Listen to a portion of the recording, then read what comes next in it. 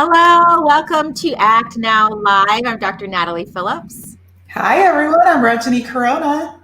And today we have a very, very special guest, a mindset champion of his own.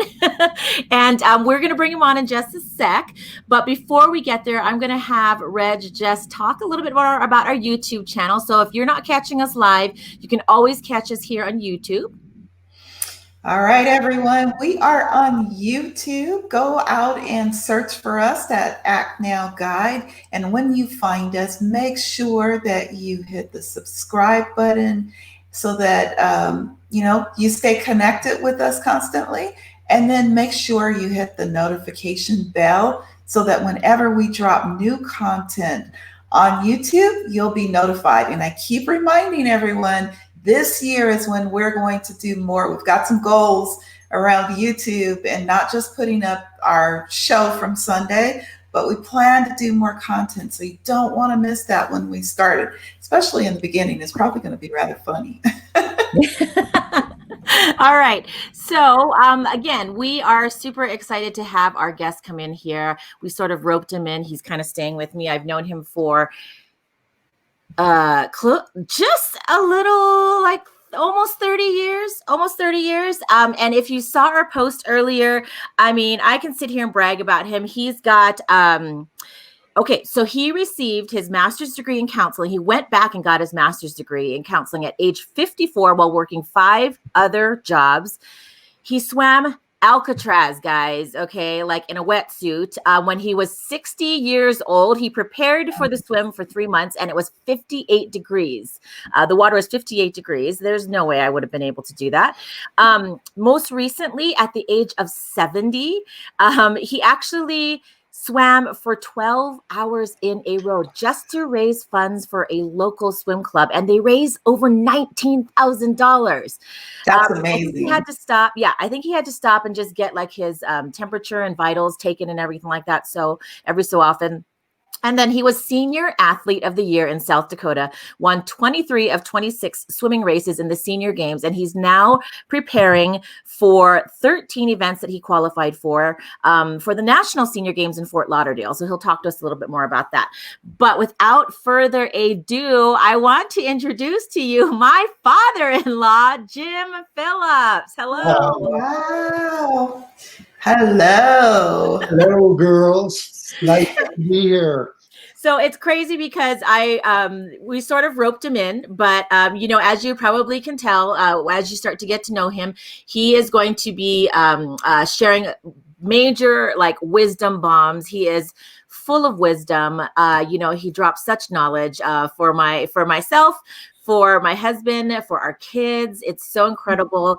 And let's see who's our friend Patty Smith is coming in to say hi. Hi, Patty. Good to see you. Hi, Patty. All right. So, but we want to get started. Okay, with all these accolades, it's crazy. Tell us a little bit more about yourself first. Let's start with, who you are. I know. And my husband was like, how long exactly is your show? Because I said, we'll cut him off if we need to. But tell us a little bit more about yourself, where you grew up and what did you do before you got into doing some of the other things that I talked about? Geez, Natalie, are you going to let me talk now? Well, I was born and raised in Lee Dudwood, South Dakota. I was kind of a late bloomer. I didn't finish my undergrad until I was 37 years old. And during that journey, I coached 6 or 7 different sports. I competed in a lot of sports and a lot of athletics, and I started refereeing. I had a 54-year refereeing gig that I started when I was 16 years old, which included 27 state tournaments, college officiating, I had a 31-year teaching career, whereas I screwed up a whole lot of kids, including my own.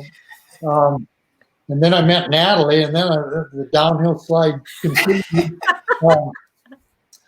I retired from teaching 3 times. They talked me back into teaching counseling, I should say, 1 full year because they couldn't find anybody. And then I retired again. and the superintendent called me up at Christmas time and wanted me to come back to counsel middle school kids. Yeah. And my last day of counseling middle school kids, I hit myself in the nose hard enough that I got a nosebleed, and I finally wrote in blood on the sidewalk in front of the school, I am officially done teaching and counseling, I continued to referee for a couple more years. I worked for the state of South Dakota as a trail patrolman, riding my bike and getting paid for it for 13 years out on the beautiful Mickelson Trail. And I resigned, or I retired from each one of my 5 jobs every year after I retired from teaching until I retired. I was the oldest lifeguard in the state of South Dakota. I was 73 years old and still lifeguarding, and that was the last job I retired from. And I was retired for about 5 months, and it drove me crazy. I needed a schedule, I needed a purpose, I needed goals, I needed to be around positive people. So I went back to work here just 4 months ago. So I'll be 75 next week, and I'll really be the oldest lifeguard in the state of South Dakota. But I need to work. I need to be around people. I need positive stuff. I need to be going. I need to be accountable. I need to have a schedule. So that's why I went back to work. Anything I love it. I missed? I don't think so, but I know that we want you to embellish on a couple of other things that we posted on our post. You know, number one, just going back for a degree, you know, is hard enough. I mean, there's no way that I will probably enter back into school at this point to get a degree. And I'm almost 50 right now, you know, and Are you really? yeah. And so that in itself, and I know Reg, when I talked to her a little bit more about Alcatraz, I know she wanted to hear more about that. So I mean, even swimming Alcatraz, like, let's talk about that as well. I mean, these are all such huge mindset leaps, you know, that you've taken. So what made you feel so confident in, again, you know, going back for a degree, or even going and swimming the Alcatraz, from Alcatraz in San Francisco? So talk us through that process. Well, first of all, let's go back. Why did I do it? And I don't want to use the old time-worn things on, well, it was there, I knew I could do it, and so I did it. I'm kind of an adrenaline junkie. I like stuff like that. But also, I like to do stuff that pushes me beyond my limits. And I don't want to make a cliche out of it, but in the 31 years I coached and taught and counseled kids, one of my big things was push yourself beyond your limits. You know, your comfort zone is great, but your comfort zone can also really make you the type of person that I don't want to be around, or your friends don't want to be around. Get out of your comfort zone. And that's what happened with Alcatraz. And it wasn't my first one, you know. I've done a lot of stuff that probably most normal, sane people wouldn't do. But it was a situation where it gave me a goal to train for. And I think that's really important. You know, and I taught all of my kids for the 31 years, my students. Make those goals, make those long-term goals, those medium-term, short-term goals that are accomplishable, but they push you to get you out of your comfort zone, and then realign and reevaluate those goals, like you so astutely put in your book. And so that's why I did it. I wanted to take my wife to California. That was also a big deal, but it's something that most normal people don't do. You know, I don't know of another person from South Dakota that's ever swam Alcatraz. So, you know, right there is a big deal. Also, I like to role model for my kids, my athletes, my students, and stuff like that.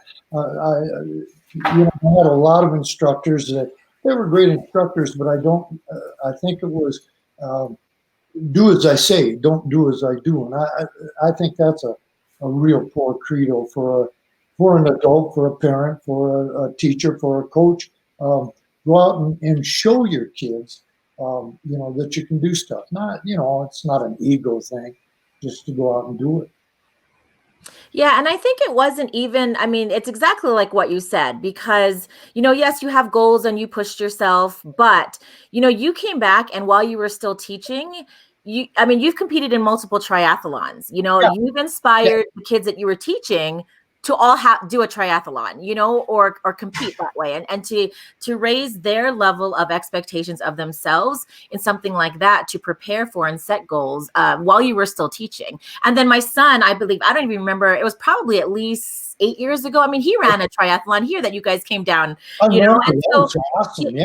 yeah, it was definitely something that you jumped out and did and and completed, but then you also came back and inspired other, especially young people, to be able to do that, Well, in conjunction with that, Nat, I started a triathlon program in my third, fourth, and fifth grade PE program.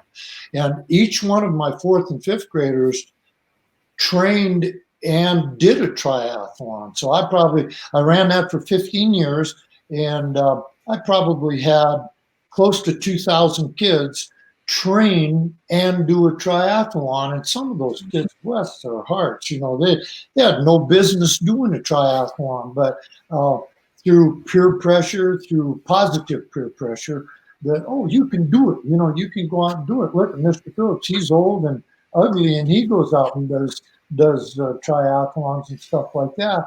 And I think that's really important. And I've still got kids out there. I've got probably 12 or 15 kids that went through my triathlon program in the third, fourth, and fifth grade that are still competing and doing triathlons, which, as an instructor, as a role model, man, that just really turns your crank, and that's a great deal. But I'm kind of prejudiced to triathlons. I think they're the greatest event ever. But I have a question, Mr. Phillips. Oh, did you want? No. I was just saying, putting something up there. But yeah, go ahead, Reg. Oh, okay. I had a question.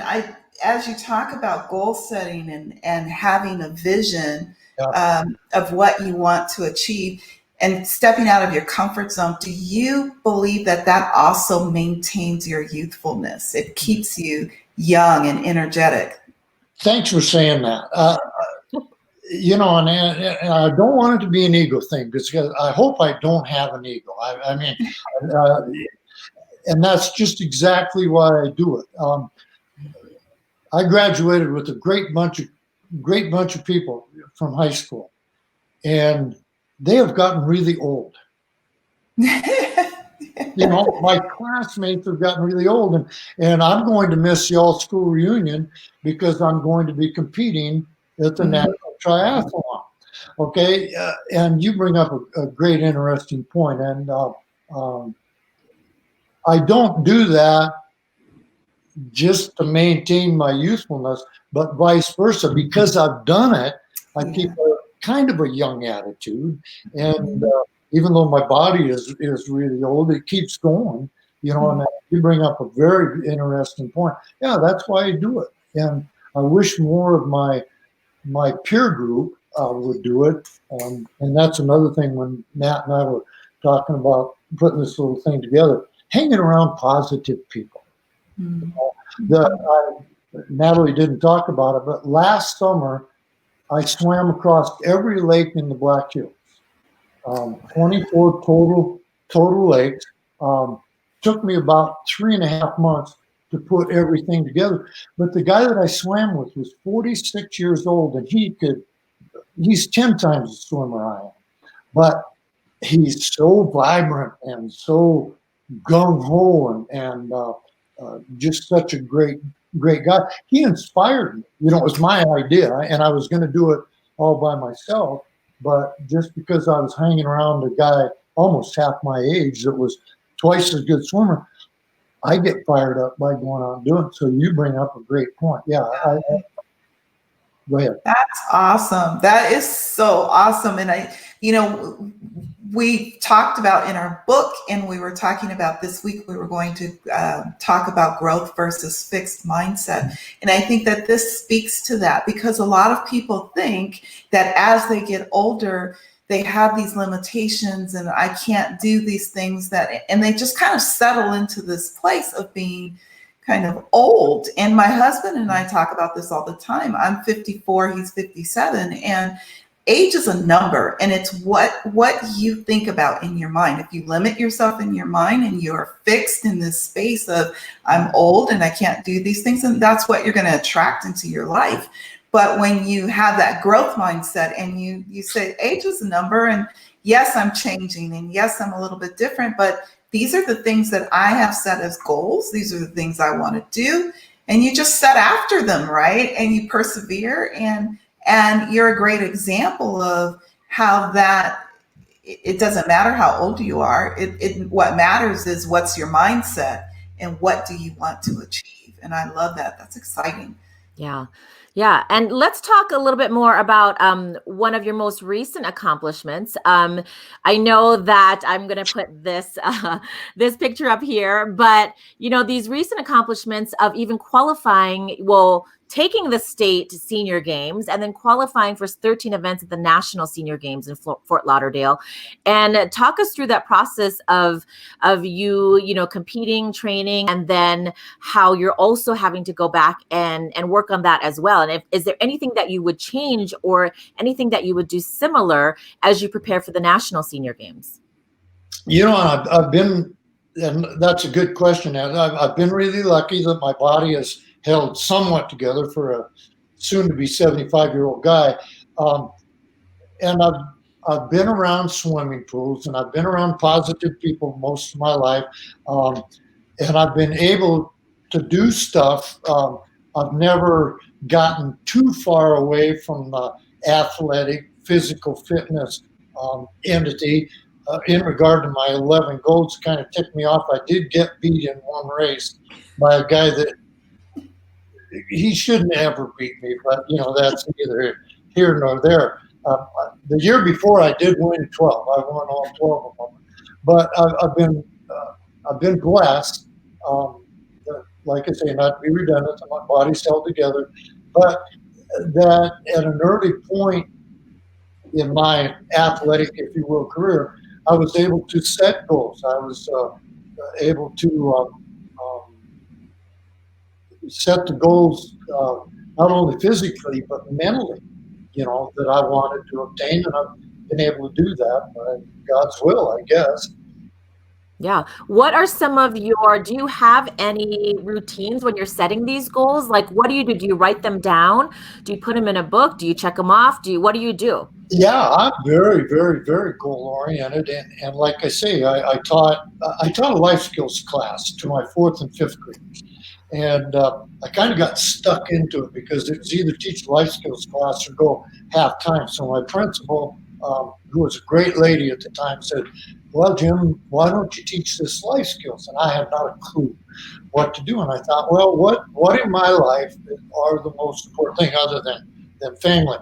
And I said, well, my goal setting procedure, not only athletic, but academic, physically, financially, and stuff like that. I'm a huge goal setter, and I write them down. I've got a huge triathlon book that I put them in, but I think that's the most important thing. Back to my life skills class, it's one of the first things I ever taught, and I probably got more feedback over the years from my 4th and 5th graders as they progressed through their education, through their marriage life stuff. They would come back and say, "Gosh, Mr. Phillips, that was really cool.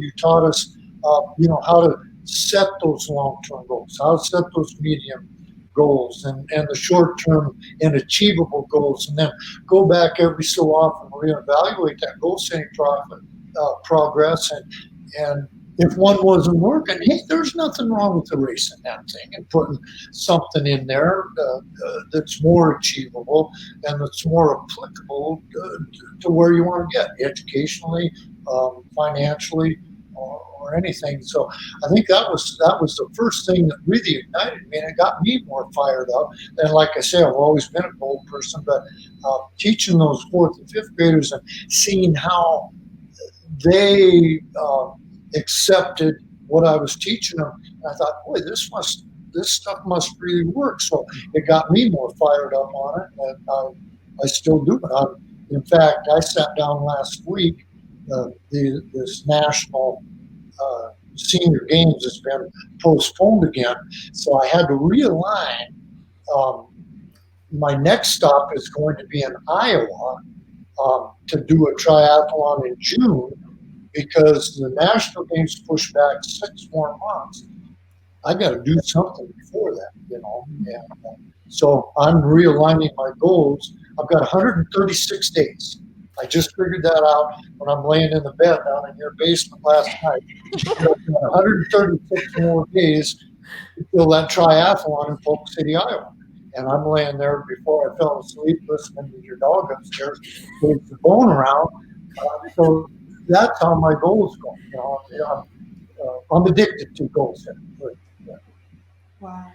Do you also break down your goals? Like you have 136 days. So do you break them down to make them more doable in smaller chunks? Like you'll do one for the next 2 months or so, or the next 3 months. You do? Yep. Great question, Matt. Yeah. Like I said, my long-term goal is 136 days, be in Polk City, Iowa, to do the triathlon and swim in 6 swimming events. Okay. So that's my long-term goal. My medium-term goal, I'm a terrible runner. I'm a terrible runner. My ideal triathlon would be a 5-mile swim, a 50-mile bike, and a 50-yard dash. Wow. You get that? Mm-hmm. Okay. So I'll sit there and I'll say, well, my swim is a no-brainer. I mean, I can, handle that real well. My biking is pretty strong. I'm a terrible runner. So thusly, what do I have to do for the next 2 months? Start working on my running. Okay. Right now, I adhered to an eating policy that I started in Thanksgiving, that if it didn't move, I ate it. And that carried through Thanksgiving, and it carried through Christmas, and it carried through breakfast that you guys cooked me this morning. So starting Tuesday, that's going to be some middle term goals that I'll do. And then down the road in 6 more weeks, I'll realign that goal setting unit to see, let's see, I've worked really hard on my running. Now I've got to work really, really hard on my running, like that. So just a good goal setting procedure. So I've got a question. Do you think, so a lot of people that, maybe might talk about mindset. Do you think it's something that you either had a role model or a mentor? Do you think you were kind of born, that's just the way you were born? Do you think that your mindset got better in how you push yourself throughout? Well, I think that's a great question, Matt. And I say this so often. I was blessed to have a great, solid family unit situation. But I was blessed to have the best coaches in the world, be it my baseball, my football, my basketball. I had 3 coaches in high school that, other than my father, were the most fantastic father figures in the world.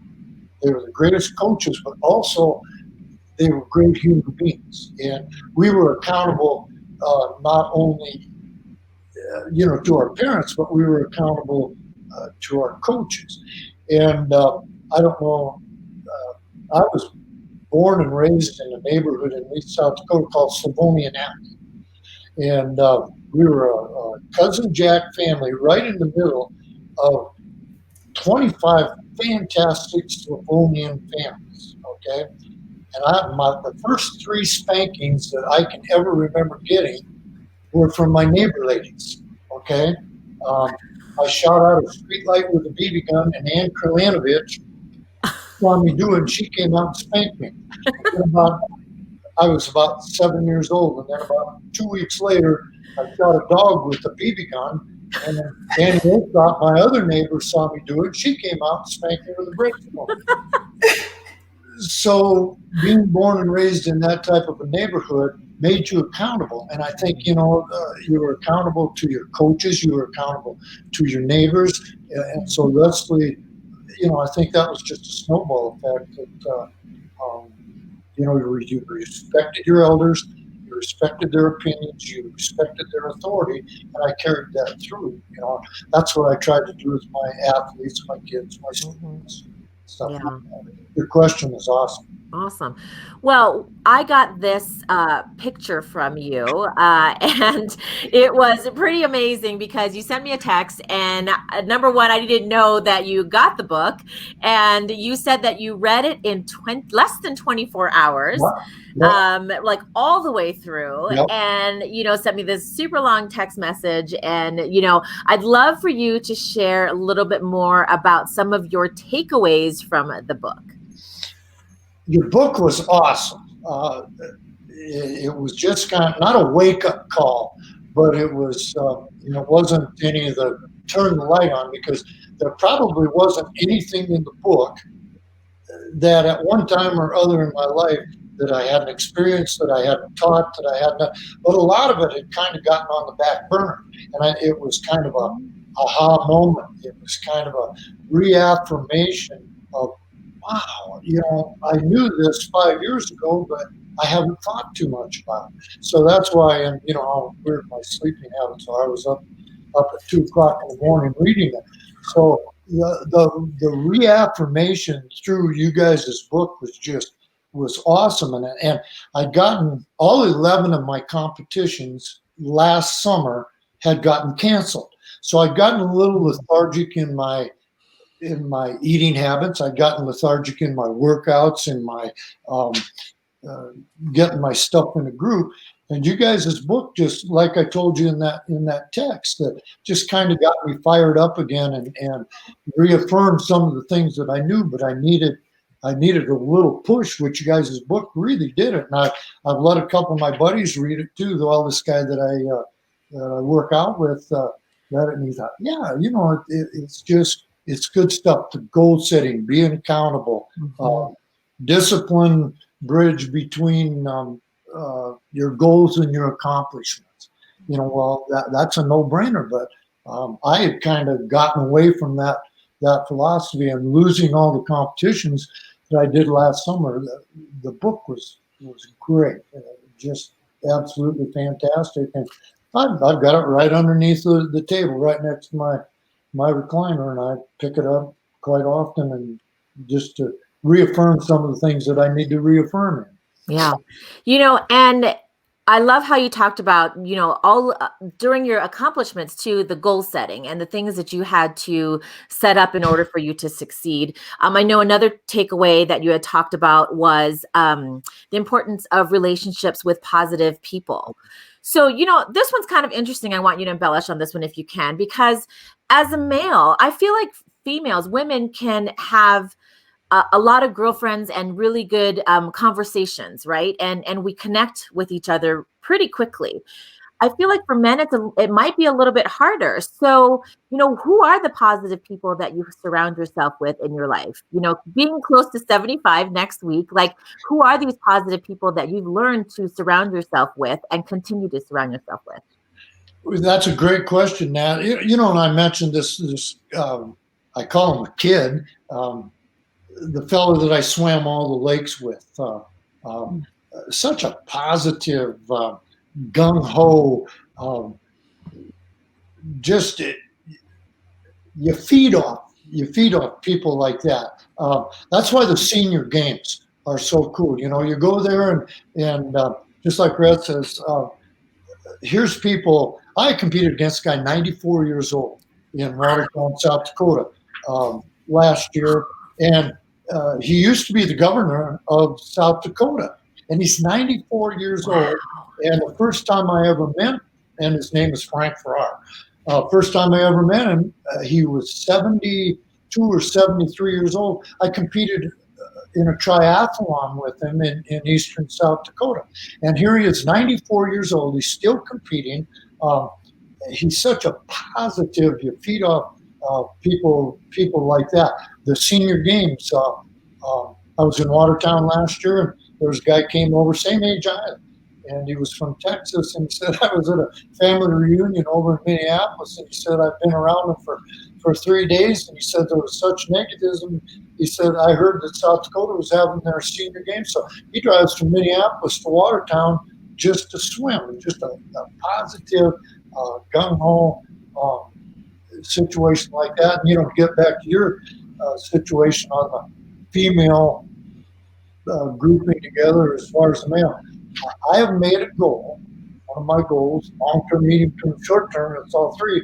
Um, I'm not going to go to coffee clubs because I was in with a bunch of guys. We'd go there and they'd start talking about politics and how bad they felt, how bad their marriage was, stuff like that. I'd walk out of there after 45 minutes thinking, why did I could have gone out and swam 2 miles in that time rather than listen to a bunch of negative old guys sit there and moan and groan how bad it was. Not to beat this to death, but the last class reunion I went to, about the first 3 hours that my wife and I were in, all I heard was how bad they felt, how bad their back was, how many medications they were on, and everything. So this is one of my goals. I am choosing not to be around people like that. And it's an easy choice. It's an easy choice. You don't have to do that, you know? Yep. Well, but it's interesting too, because you have some people that obviously, you know, you surround yourself with, but you're not a tech person. I mean, guys, he's almost 75 years old. So how do you keep connected with these people? What do you mean I'm not a techie person? I've got a cell phone now. I love it. You know, but Matt, you're blowing my mind. You know, like I say, I lifeguarded at the rec center, and I refereed for 54 years with some wonderful, wonderful, great human beings that had the same attitude that I did, wanted to help, you know, young athletes and stuff like that. My workout, I don't like to work out with other people, but the people I hang around with at the rec center, as a general rule, are pretty positive people because they're there, you know, wanting to work out and get better and stuff like that. But yeah, to call me a non-techie person, yeah. But, well, and it's funny too, because what I'm trying to get to the point about is that when you stop your life to make time for someone, you give them that time. So I'm telling you, we will walk down the road in South Dakota as a family, or we will walk down, crazy enough, the road in, you know, in Colorado, in our hometown, and he'll run into somebody that he might not have seen, or he might know from something, or some athlete that he's refereed or something, and he will stop and talk to them and give them the time of day, you know. And I know that we all kind of laugh and we tease him and we roll our eyes and we're like, oh man, you know, here we go again, there he goes, you know. But that's the biggest point, is that the connections that you make, you take time at that moment to catch up with them authentically and sincerely, to find out what's going on in their lives, you know. And that's how you connect, and make that person feel special, and make that person know that they're also important, because you want to know about them, you know. And so that's something that I do appreciate about you. And that's, you know, to me, with making true connections, like I see that part of it, and the importance of that as well. So thank you for that. I appreciate that, and that's a very important part of my life, you know. And there's times I see students that I probably should have drowned when they were in third grade, but when I see them, and they'll come up, oh God, this is going to be 15 minutes out of my life I'll never get back. But it's amazing the conversations that we'll have, and I'll go, wow, you know, that kid he's finally come around, and I think I owe that ex-student, that human being, that person, 15 minutes of my time, even though I'm going, oh God, I could be finishing my workout, or I could be going to get my truck gassed up, or something like that. But Matt, I really appreciate that, because it's really important. Nancy and I went for a walk the other day, and we were going to do 12 laps around the football field, which is 3.1 miles, which is the length of run on my triathlon. Well, after 4 people stopped us and talk, 3 of them being ex-students, after 5 laps, I finally told your mother-in-law, my beautiful wife of 51 and a half years, we're done. we're done. And it took us over an hour to make those 5 laps. But that's very important. And Yep. if those people think enough of me to stop and want to talk to some crotchety old guy, I'll stop and talk. Yeah, It's absolutely. very Yeah. Well, and I mean, I have one last question. I don't know if Reg, if you had anything else at all. No, I'm just in awe. I'm enjoying this so much. It's very inspiring. Thank you. Thank you, and I appreciate it. Back to Alcatraz. If you ever get a chance, swim it. Oh, I will keep that in mind. I'm not the strongest swimmer, but maybe, just maybe, that will be my motivation. That is some very cold water. I've been to Alcatraz. Uh-huh. 58 degrees, but it's awesome. And you mentioned that earlier. What were you going to ask me now? So, okay. So very last question. I'm just going to check the comments because I know that. So Dina Kelly says very inspiring and entertaining. Thank you, Dina. I appreciate that. All right. So, okay. Because you're turning 75 next week, and we're talking about, taking action, and you're a huge action taker, and mindset, what's some wisdom that you can impart on people that are watching and listening and catching the replay or whatever about, it doesn't matter, your age, it doesn't matter, what's some kind of wisdom that you could impart on us, just to be able to take action? Just get out there and do something that you're not comfortable with. Get out of your comfort zone. And this is what I see with my peer group, some of my friends, that they just get so encapsulated in their comfort zone that they've become, I don't want to say icky people, but they become people that I don't want to be around because they get an old mindset, they get an old body set. They get stuck in their ways, and I just choose not to be around. Not that I would condemn or be judgmental or condescending of my friends and my classmates or stuff like that, but I don't want to be that. I don't want to be the type of person somebody comes up and says, "What are you trying to prove, Phillips?" I did have a guy ask me that after one of the longer swims I did across one of the lakes. I said, "What do you mean? What am I trying to prove?" "Oh, you go out there and you do all this stuff and you get your picture in the paper." I said, "Hey, Jerry, I'm not trying to prove anything. It's who I am and it's what I do. I'm not trying to prove anything. There's a million guys that could swim Alcatraz. There's a million guys that could swim all the lakes in South Dakota. There's a million people who can swim 12 hours. But that's who I am. That's what I want to do.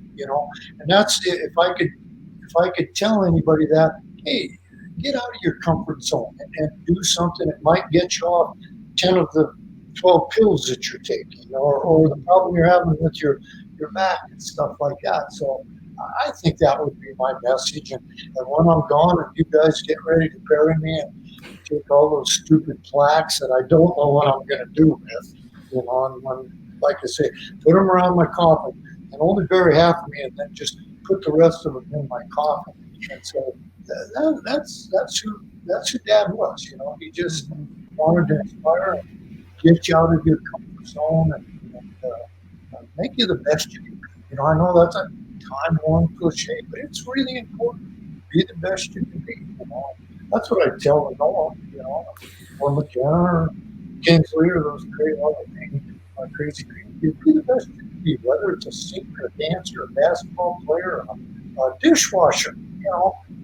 We got the best garbage man in Denver in the history of the world, and he's an ex-student of mine. And every time I see him, I said, "Hey, thanks for being the best you can be. You're the best garbage man that you can ever be." And he gets a big old smile on his face. He says, "Hey, Mr. Phillips, where's your gloves, man?"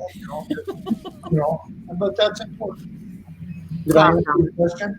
Yes, absolutely. So we are so proud of you as family, and I know your kids are proud of you. Your grandkids are proud of you. Thank you so much for letting us interview you today. I know it was kind of a switch up. And guys, I woke up this morning and went down for breakfast and I text Reg. I was like, okay, I got an idea. I said, my father-in-law's here. And I said, what do you think about interviewing him? And she agreed. And I ran down and pretty much he had no choice. I'm like, okay, this is what we're doing at 4:00 today. Is that what you deal with when you deal with Matt? A lot of times you Pretty much. Yeah. But we're so glad to have you because you've just yes. dropped so much wisdom and knowledge and so much inspiration. I know some of the comments are just coming in. Oh, our friend Regina says, old advice but the best advice.